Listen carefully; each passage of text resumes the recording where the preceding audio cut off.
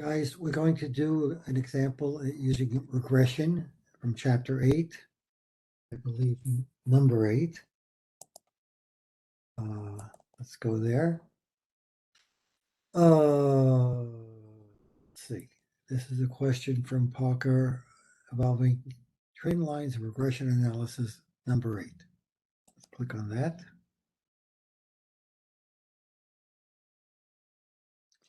And we're asked to find the best possible model involving these variables. Now, basic theory, which again is discussed in my videos, which should be linked to this WebEx recording to help you with the solutions, is that if a variable is less than 0.05 significant, I'm sorry, more than 0.05, meaning it's not really a relevant variable. So let's jump into the data.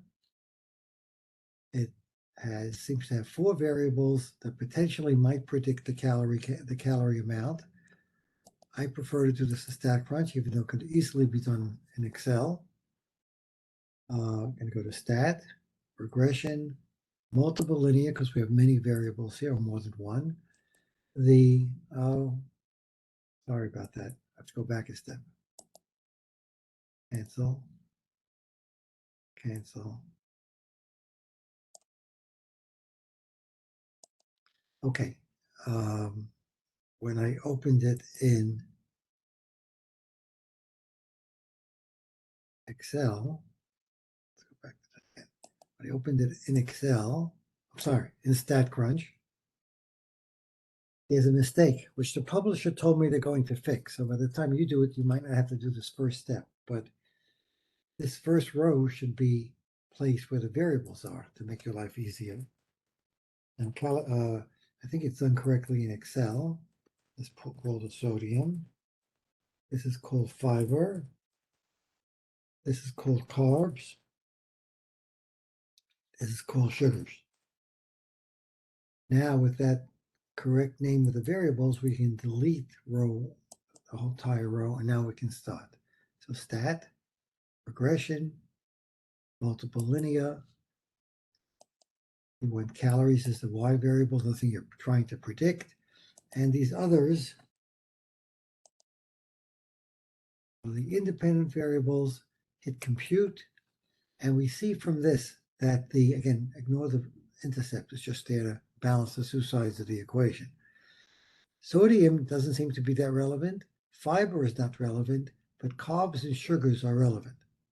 So we have to go, so the final answer is going to be carbs and sugars. This is going to be now to get the coefficients, we have to do this again. Go back to get rid of this. Go back to stat, regression, still dealing with multiple linear, still trying to predict calories. But now we're going to be doing carbs and sugars only. Those are the only two potentially useful variables. We can compute. Now we have the relevant coefficients. 29.53 is the intercept. 3.30 is the carbs.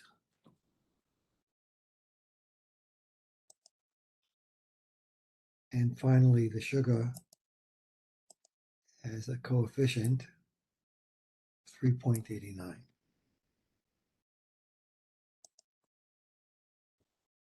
Let's check the answer. And we got it right. That's it. Wow, that was easy. I guess knowing that you're supposed to recalculate the model after you eliminate the irrelevant variables, because there is a concept of parsimony that you try to come up with the simplest model and not have variables that are nominally relevant or not even relevant. Okay, so let's stop sharing.